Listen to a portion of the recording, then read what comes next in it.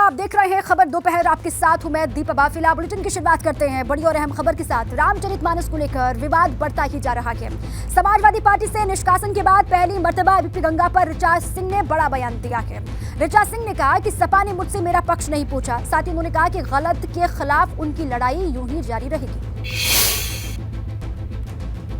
आंतरिक लोकतंत्र क्या समाजवादी पार्टी में खत्म हो गया है, जहां पे हमसे ना कारण पूछा गया और ना हमें कारण बताया गया? मैं आपके माध्यम से कहना चाहती हूं पूरी समाजवादी पार्टी से और माननीय अखिलेश यादव जी से, क्या समाजवादी पार्टी में इतना नैतिक बल नहीं था? क्या नैतिक बल आप में खत्म हो चुका है कि आप मुझसे कारण बताओ नोटिस जारी करके कारण पूछते और मैं आपको पूरी देश की जनता के सामने अपना रुख स्पष्ट करती? लेकिन आपको पता था कि अगर रामचरितमानस पे आप मुझसे सवाल पूछ लेंगे तो शायद आप अपने गिराबान में नहीं झांक पाएंगे। आपने अपने नैतिक बल का परिचय नहीं दिया और मुझे समाजवादी पार्टी से ये उम्मीद नहीं थी। समाजवादी पार्टी ने बहुत से लोगों ने रामचरितमानस पे स्वामी प्रसाद मौर्य जी के वक्तव्य का विरोध किया था, उससे असहमति जताई थी, लेकिन निकाला गया केवल 2 महिला नेताओं को निष्कासित किया गया बिना कारण बताए। दूसरी बात, अगर समाजवादी पार्टी में महिलाओं की बात हो रही है तो मैं आपको याद दिलाना चाहती हूँ कि अभी पिछले दिनों जो है समाजवादी पार्टी की राष्ट्रीय कार्यकारिणी घोषित की गई है, जिसमें लगभग 70 लोगों की कार्यकारिणी है, जिसमें 5 महिलाओं को भी स्थान नहीं मिला है। लगभग सिर्फ 4 और 5 महिलाएं हैं वहां पे। तो ऐसे में आप राजनीति में महिलाओं की सहभागिता कैसे सुनिश्चित करेंगे? हर बार डटकर इस गलत का विरोध किया है और फिर से एक बार गलत हुआ है। इसके लिए जो भी लोकतांत्रिक प्रक्रिया के माध्यम से पहले जो गलत की लड़ाई है वो जारी रहेगी। और मैं फिर से समाजवादी पार्टी से कहना चाहती हूँ कि अपने नैतिक बल को एकत्रित करें और ऋचा सिंह के सवालों का जवाब दे। रिया जी को मानने वाले लोग हैं और मैंने जब समाजवादी पार्टी ज्वाइन की थी तो मुझे ये उम्मीद थी कि माननीय अखिलेश यादव जी जो युवाओं की राजनीति को आगे बढ़ाएंगे, एक स्वस्थ राजनीति का परिचय देंगे। वहाँ पर मेरी जाति और मेरे लिंग के कारण, मुझे महिला होने के कारण और एक सवर्ण वर्ग से आने के कारण और रामचरितमानस के समर्थन में खड़े होने के कारण मेरा निष्कासन कर दिया जाएगा। ये अपने आप में दुखद तो है ही, लेकिन ये लोकतंत्र विरोधी है। ऋचा सिंह और रोली तिवारी मिश्रा के निष्कासन पर समाजवादी पार्टी की तरफ से भी प्रतिक्रिया सामने आ गई है। सपा प्रवक्ता सुनील साजन ने कहा है कि अनुशासनहीनता पर पार्टी ने कार्रवाई की है और सपा किसी भी जाति धर्म की राजनीति नहीं करती है। समाजवादी पार्टी विचारधारा से चलती है, समाजवादी पार्टी अनुशासन से चलती है। तो अगर कोई विचारधारा से भटक जाएगा, अनुशासनहीनता करेगा, तो राष्ट्रीय नेतृत्व फैसले समय समय पर लेता रहा है। और मुझे लगता है कि कोई भी राजनीतिक पार्टी हो, अगर उसका कार्यकर्ता अनुशासनहीन हो जाएगा तो कहीं ना कहीं पार्टी को फैसला लेना पड़ता है। तो पार्टी ने फैसला लिया है, इसमें किसी को कोई आपत्ति नहीं। समाजवादी पार्टी किसी जाति, किसी धर्म, किसी ग्रंथ के खिलाफ नहीं है। ये जो भी प्रचार कर रहे हैं वो कहीं न कहीं समाजवादी पार्टी को नुकसान पहुंचाने की बात कर रहे हैं। कब समाजवादी पार्टी ने कहा कि हम रामचरितमानस के खिलाफ हैं? कब कहा कि हम किसी ग्रंथ के खिलाफ हैं? लेकिन समाजवादी पार्टी गरीब की लड़ाई लड़ रही, किसान की लड़ाई लड़ रही, पिछड़े, दलित, मुसलमान, अगड़े, व्यापारी, बेरोजगार नौजवान, महिलाओं की लड़ाई लड़ रही। तो अगर उस लड़ाई में कोई साथ नहीं खड़ा हो रहा है या उस लड़ाई में कोई खिलाफ है तो पार्टी कहीं ना कहीं तो फैसला करती है। पार्टी ने फैसला किया है। सपा नेता पूजा शुक्ला ने ऋचा सिंह और रोली तिवारी मिश्रा पर जवाब दिया है। उन्होंने दावा किया कि समाजवादी पार्टी ने उन्हीं पर कार्रवाई की है जिन्होंने समाजवादी पार्टी की छवि खराब करने की कोशिश की। लखनऊ से चुनाव लड़ने वाली पूजा शुक्ला हैं, उनसे जानेंगे। पूजा जी, जिस तरीके से पूरी कार्रवाई शुरू हुई, 2 ऋचा सिंह को और रोली तिवारी मिश्रा, इनको कल निष्कासित कर दिया गया। अब ऋचा कह रही हैं कि महिलाओं का अपमान करती है पार्टी, मानस का जो साथ दे रहे हैं उनके खिलाफ है पार्टी। आपने तमाम सारे ट्वीट किए। मैं निरंतर राम कथाएं मेरे क्षेत्र में हो रही हैं, मैं निरंतर राम कथाओं में जाती हूँ। रामचरितमानस का पाठ हो रहा है, सुंदरकांड हो रहा है, हम लोग सुंदरकांड में भी जा रहे हैं, रामचरितमानस में भी जा रहे हैं। मुझ पर तो कोई कार्रवाई नहीं हुई। कार्रवाई उन पर हो रही है जिनको उदंडता और अनुशासनहीनता दोनों का मतलब सही से नहीं पता है। संगठन में रहेंगे लेकिन उसके बावजूद संगठन की जो बातें हैं या जो संगठन का विरोध है उनके मन में, वो संगठन में ना कह करके, पार्टी के उचित फोरम पे ना कह करके ट्विटर पे कहेंगे। क्यों? क्योंकि ट्विटर पे कहने से उनको टीआरपी मिलती है। तो सारा खेल टीआरपी का है। और कहीं ना कहीं लगातार जिस तरह से अनुशासनहीनता ऋचा सिंह हो चाहे रोली तिवारी मिश्रा हो, दोनों लोगों ने जो अनुशासनहीनता की है वो रामचरितमानस से पहले की है। लगातार समाजवादी पार्टी के खिलाफ, समाजवादी पार्टी के मुखिया की छवि खराब करने के लिए ये लोग काम कर रही थी। इसलिए समाजवादी पार्टी ने कल एक अच्छा कदम उठाया है कि जो भी व्यक्ति इस तरह के काम करे, और लगातार हम लोग मीडिया से भी वार्तालाप कर रहे थे, मीडिया के लोग भी ये कह रहे थे कि पार्टी का कोई एक्शन नहीं हो रहा तो हम लोग को कवर करना पड़ता है। तो कहीं ना कहीं इन लोगों को मुक्त कर दिया है पार्टी ने। अब इनकी जो विचारधारा है, ये जो काम करना चाहें उसके लिए इनको हमारी शुभकामनाएं हैं। कैमरे से प्रमोद के साथ अनुभव शुक्ला, AP गंगा, लखनऊ। समाजवादी पार्टी की 2 महिला नेताओं के निष्कासन के बाद अब बीजेपी समाजवादी पार्टी को घेरने में जुटी हुई है। युवा मोर्चा की सोशल मीडिया प्रभारी ऋचा राजपूत ने इसे लेकर समाजवादी पार्टी पर निशाना साधा।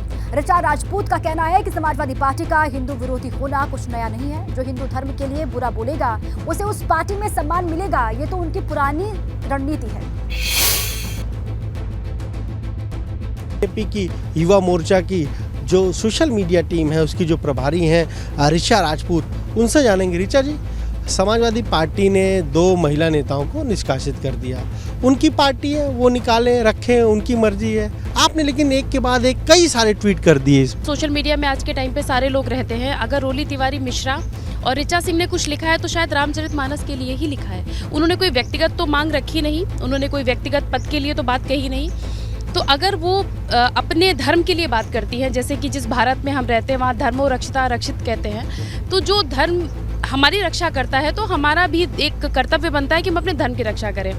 और 2 तरफा मैसेज देना, एक तरफ आप ये कहें कि नहीं कोई भी इस पे टिप्पणी नहीं करे, दूसरा अगर कोई महिला, एक तरफ से आप ये संदेश दे रहे हैं कि अगर आपकी पार्टी में कोई पढ़ी लिखी महिला है और अपने धर्म या अपने हक के लिए बात करेगी तो आप उसको बाहर निकाल दोगे। अरे आपकी पार्टी में क्या केवल गाली देने वाले लोगों का या फिर जो धर्म के विरोध में बोलेंगे उनका ही सम्मान होना है? कि समाजवादी पार्टी का हिंदू विरोधी होना तो कुछ नया है नहीं। ये मानिए कि जो भी हिंदू धर्म के लिए बुरा बोलेगा उनको उस पार्टी में सम्मान मिलेगा ही मिलेगा। तो ये तो उनकी बहुत पुरानी एक स्ट्रेटेजी रही है और कुछ गलत नहीं है। भाई कोई अगर ऑस्ट्रेलिया से पढ़कर आएगा और उसको विरासत में गद्दी मिल जाएगी तो वो क्या जाने हमारी संस्कृति क्या है, हमारा भारत में रामचरितमानस का मूल क्या है। उनकी पार्टी में जो भी महिला बोलना चाहेगी, महिलाओं को अगर आप हक नहीं दे सकते तो फिर कैसे हिस्सेदारी? कैमरे से प्रमोद के साथ अनुभव शुक्ला, AP गंगा, लखनऊ। वहीं रामचरितमानस पर महंत राजू दास और स्वामी प्रसाद मौर्य में जुबानी जंग तेज हो गई है। स्वामी प्रसाद मौर्य के आरोप के बाद महंत राजू दास ने करारा पलटवार किया है और स्वामी प्रसाद मौर्य पर आतंकी फंडिंग से लेकर हत्या की साजिश रचने तक के आरोप लगा दिए हैं। मेरे ऊपर आरोप लगाया है कि इन्होंने तलवार और त्रिशूल से वार किया है। इस चीज का मैं खंडन करता हूं और गलत बात है। स्वामी प्रसाद मौर्य लगातार मैं आरोप लगाता हूं स्वामी प्रसाद मौर्य के ऊपर कि स्वामी प्रसाद मौर्य के पीछे आतंकी फंडिंग है और ऐसे लोगों का प्रसा है जो लोग समाज को बांटने के लिए काम कर रहे हैं। जिस प्रकार से स्वामी प्रसाद मौर्य सनातन धर्म संस्कृति को, रामचरितमानस को, साधु संतों को आतंकवादी कह रहे थे, उसके बाद हम लोगों का कार्यक्रम था। मैं उसी ताज में ही उस कार्यक्रम में जा रहा था, उधर से स्वामी प्रसाद मौर्य आ रहे थे। स्वामी प्रसाद मौर्य ने कहा कि ये भगवा आतंकवादी आ गया है, ये रामचरितमानस का ठेकेदार है, यही ब्राह्मण लोग हैं, साधु संत हैं जो समाज को बांटने का काम करते हैं। भद्दी भद्दी गाली दिया और वो मेरे ऊपर मारने के लिए टूट पड़ा। लेकिन स्वामी प्रसाद मौर्य की मंशा खराब है। स्वामी प्रसाद मौर्य संविधान को नहीं मानता है। स्वामी प्रसाद मौर्य दंगा फैलाना चाहता है। स्वामी प्रसाद मौर्य हिंदू को हिंदू से लड़ाना चाहता है। स्वामी प्रसाद मौर्य बार बार सनातन धर्म संस्कृति को गाली देता है। स्वामी प्रसाद मौर्य का निराधार आरोप मेरे ऊपर है कि मैं त्रिशूल और भाला से, तलवार से वार किया। आप देख सकते हो कि हम लोकतंत्र में आस्था रखते हैं, लेकिन स्वामी प्रसाद मौर्य लोकतंत्र में आशा नहीं रखते। हमको संविधान में विश्वास है। मुझको लगता है कि स्वामी प्रसाद मौर्य संविधान में विश्वास नहीं रखते।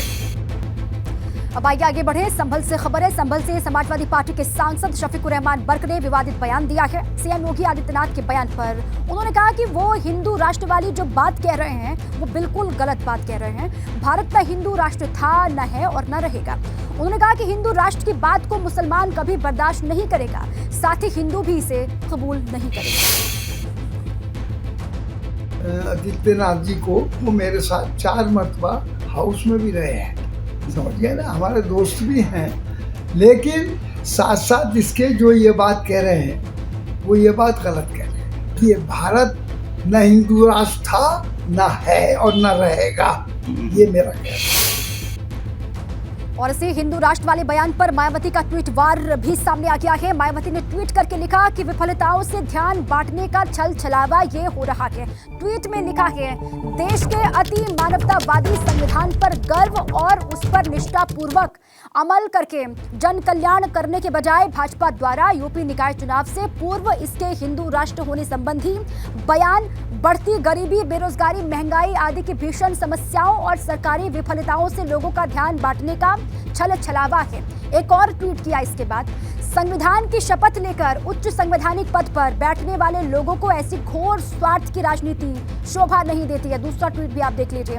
जो सरकार संविधान के मान मर्यादा की परवाह न करके अपने शपथ का खुल्लम खुल्ला उल्लंघन करे, उस राज्य में जनहित और जन संतोष कैसे संभव है, सवाल पूछ रही है। चुनावी स्वार्थ की अति राजनीति घातक है।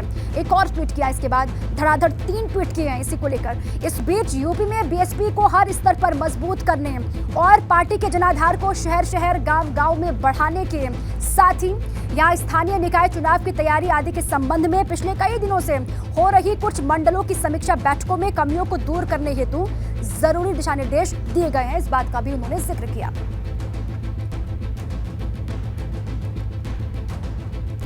अब आइए आगे बढ़ें। यूपी में चीनी उद्योग के 120 साल पूर्ण होने के उपलक्ष्य में कार्यक्रम रखा गया और इस कार्यक्रम में सीएम योगी आदित्यनाथ भी शामिल हुए। इस दौरान उन्होंने कहा कि यूपी में गन्ना किसानों के लिए सरकार लगातार काम कर रही है। यूपी में गन्ना किसानों की संख्या लगातार बढ़ रही है। उन्होंने कहा कि यूपी में गन्ने का उत्पादन बढ़ा है पिछले कुछ सालों में। गन्ना किसान पलायन पहले करते थे पिछली सरकारों में, सीएम योगी की बड़ी बातें। गन्ना किसानों के लिए हमने फैसले कई लिए हैं जो लाभकारी सिद्ध हुए हैं। किसानों को पीएम सम्मान निधि हम लगातार दे रहे हैं। यूपी में गन्ना किसानों की संख्या में वृद्धि हुई है, इजाफा हुआ है, इसका भी जिक्र किया। 45 लाख से 60 लाख किसान हो गए हैं। आज यहां पर 11% से अधिक रिकवरी हो रही है। ये सभी चीजें जो किसान अक्सर इस बात को लेकर करता था कि साहब हम घटतोली से परेशान हैं, पर्ची नहीं मिल रही है, आज तकनीक का उपयोग करते हुए उनको चूने की सप्लाई भी होती रही, उनको सल्फर की सप्लाई भी होती रही, गन्ना की सप्लाई भी होती रही। प्रदेश सरकार को आपके साथ मिलकर के कुछ कदम उठाने पड़े थे, कोविड हेल्प डेस्क बनाने पड़े थे और उस दौरान न केवल चीनी मिलें चली बल्कि सैनिटाइजर का उत्पादन उत्तर प्रदेश में तो हर जगह हुआ ही है।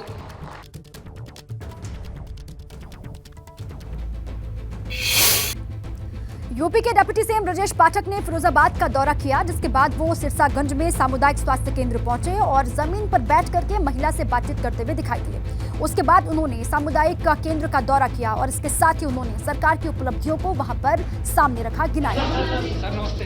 फिरोजाबाद के दौरे पर डिप्टी सीएम ब्रजेश पाठक, ये देखिए आप, इस तरीके से अक्सर आप उनको देखते हैं। यहाँ पर वो जमीन पर बैठी महिला के साथ खुद भी जमीन पर बैठे और उससे बातचीत करते हुए डिप्टी सीएम ब्रजेश पाठक यहाँ पर दिखाई दिए। उसका हालचाल जाना, महिला से बातचीत की और यहाँ पर सुविधाएं किस तरीके से मरीजों को मिल रही हैं इसके बारे में वो जानकारी लेने के लिए पहुंचे हुए थे। जो मरीज या फिर उनके तीमारदार यहाँ पर दिखाई दिए, उनसे बैठ करके बातचीत करते हुए उनकी तस्वीरें सामने आई।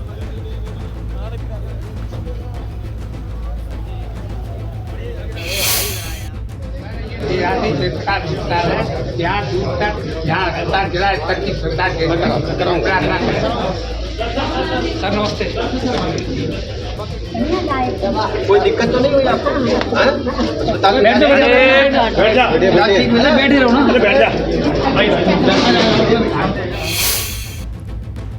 इटावा से अगली खबर। इटावा में चिट फंड कंपनियों का बड़ा फ्रॉड सामने आया है। यहां फर्जी कंपनी बनाकर भोले भाले ग्रामीणों से लगभग 300 करोड़ की ठगी कर ली गई है। जैसे ही गांव वालों को पता लगा उनके साथ ठगी हुई है, सभी कचहरी परिसर में हजारों की तादाद में इकट्ठा हो गए और न्याय की गुहार लगाई। इस तरीके से इटावा के डीएम अवनीश कुमार राय ने पीड़ितों से मुलाकात करके उनको आश्वस्त किया है। डीएम ने कहा कि एक काउंटर बनाएंगे और उस काउंटर को बना करके इन पीड़ितों की समस्या का जांच करके निदान भी किया जाएगा और इस तरह की कंपनियों पर भी लगाम लगाने को लेकर आगे सख्त कार्रवाई की जाएगी।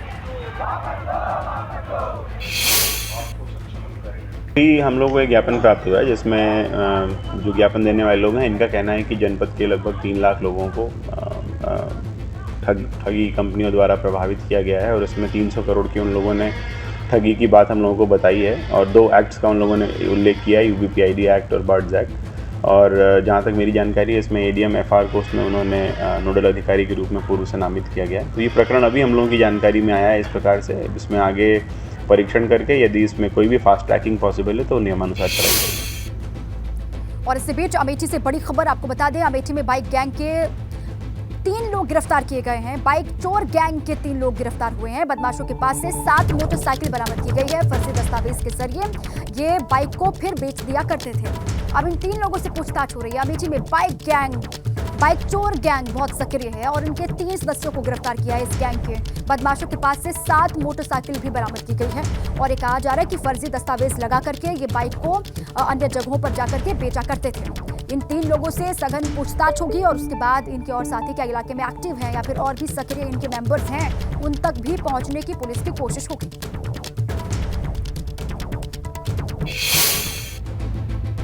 पीलीभीत से बड़ी खबर है। पीलीभीत के बारात घर में धर्मांतरण का खेल चल रहा है। पुलिस ने आरोपी युवक के खिलाफ दर्ज की है FIR। हिंदू नेता की शिकायत पर यह कार्रवाई हुई है। दर्ज हुआ है मुकदमा। एक नामजद समेत 5 अज्ञात लोगों पर केस दर्ज किया गया। पीलीभीत में धर्मांतरण का सनसनीखेज मामला सामने आया। यहाँ मैरिज हॉल में सैकड़ों की संख्या में हिंदू महिलाओं और पुरुषों को इकट्ठा करके धर्मांतरण करने का आरोप है। पुलिस ने एक नामजद और 3 से 4 अज्ञात के खिलाफ मुकदमा दर्ज किया है। पुलिस ने नामजद एक आरोपी को गिरफ्तार भी किया और अब इस जांच को और बढ़ा दिया गया है पुलिस की तरफ से। इसको सूचना मिली थी कि एक वहाँ कम्युनिटी सेंटर है जिसमें कुछ लोगों द्वारा धर्मांतरण का कार्यक्रम धर्मांतरण किया जा रहा है कुछ लोगों को बैठाकर वहाँ पर। तो इसमें हमारे द्वारा निर्देशित करने पर थाना बीसलपुर तुरंत मौके पर पहुंचकर वहाँ पर गहनता से जांच की गई और इसमें एक आदमी नामजद व कुछ 3-4 अज्ञात खिलाफ इसमें मुकदमा दर्ज किया गया है। जो भी वहाँ से साक्ष्य मिले हैं उन साक्ष्य को ले लिया गया है और आगे भी इसमें भी जांच चल रही है। जांच के आधार पर जो इसमें निकल के आएगा उसके हिसाब से हम लोग कार्रवाई करेंगे, पर अभी तक प्रारंभिक जो जांच की गई है उससे इसमें वहाँ पर सिर्फ सत्संग होना ही पाया गया है, किसी तरह की धर्मांतरण की बात नहीं आई है। फिर भी हम लोग इसमें जाँच कर रहे हैं। अगली खबर हमीरपुर से। हमीरपुर के स्पोर्ट्स स्टेडियम में क्रिकेट का अजब गजब नज़ारा देखने को मिला है। यहाँ जालौन और हमीरपुर के बीच क्रिकेट मैच खेला गया जिसमें खिलाड़ी धोती कुर्ता पहनकर फील्ड में दिखाई दिए। ये देखिए आप। और इस दौरान कमेंटेटर भी कमेंट संस्कृत में करता हुआ दिखाई दिया। कमेंट्री संस्कृत में करता हुआ दिखाई दिया। और इतना ही क्रिकेट इतनी सादगी से खेला गया था कि किसी भी खिलाड़ी के पास ना ही जूता वो पहना हुआ दिखाई दिया, ना चप्पल, और तो और क्रिकेट के दौरान किसी तरह के सेफ्टी गार्ड भी किसी खिलाड़ी के पास नहीं थे। हमीरपुर के डीएम चंद्रभूषण त्रिपाठी ने कहा है कि भाषा का किसी खेल से संबंध नहीं होता, सिर्फ इसलिए ही ताकि लोगों का रुझान संस्कृत की तरफ बढ़े, इसलिए ये पहल की गई। 3 तस्वीरें आप देख लीजिए किस तरीके से संस्कृत को बढ़ावा देने की कोशिश यहाँ पर युवा खिलाड़ी करते हुए दिखाई दे रहे हैं। भारतीय वेशभूषा में खिलाड़ी दिखाई दिए, धोती कुर्ते में वो चौके छक्के मार रहे हैं। संस्कृत में कमेंट्री वहाँ पर गई। इटौरा संस्कृत महाविद्यालय से समय पूरे दिन खबर दौड़ती रहेगी। अभी स्पेस बहुत है खबर में 12-1 बजे बाद सर्वे इटौरा संस्कृत महाविद्यालय श्री कृष्ण संस्कृत उच्चतर माध्यमिक विद्यालय छात्र नायकाः देखिए संस्कृत में कमेंट्री यहाँ पर हो रही है, धोती कुर्ते में चौके छक्के मारे जा रहे हैं, फील्डिंग भी हो रही है और पूरा मैच खेला जा रहा है। भारतीय वेशभूषा में खिलाड़ी यहाँ पर पहुंचे हुए दिखाई दिए, हर कोई यहाँ पर इनको देखने के लिए पहुंचा। 3 तस्वीरें और डीएम ने कहा कि संस्कृत से संबंध नहीं है बल्कि इसको लेकर लोगों को जागरूक करना मकसद था।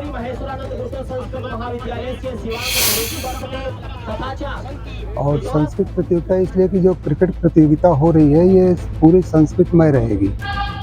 यहाँ के आचार्यगण ने ये व्यवस्था किया है कि इसका संपूर्ण संचालन संस्कृत भाषा के माध्यम से होगा, कमेंट्री भी संस्कृत में होगी।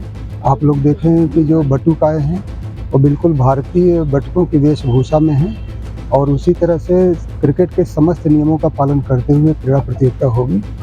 और यहाँ के हमारे आचार्य लोगों ने इसके लिए बच्चों को तैयार करने का बड़ा अथक प्रयास किया है और मुझे उम्मीद है कि इससे बच्चों में क्रिकेट को लेकर जागरूकता भी आएगी, साथ ही भाषा को लेकर भी एक अलग सोच पैदा होगी।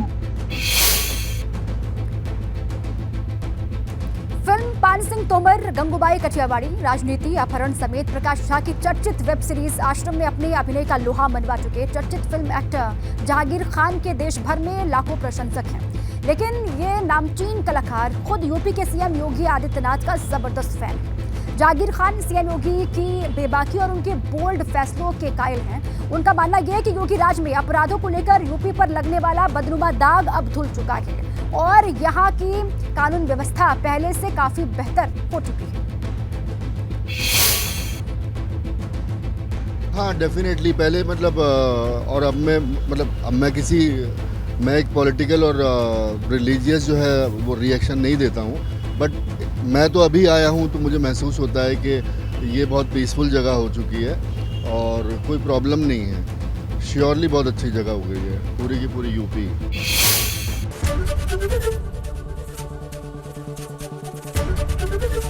एबीपी गंगा, खबर आपकी, जुबान आपकी।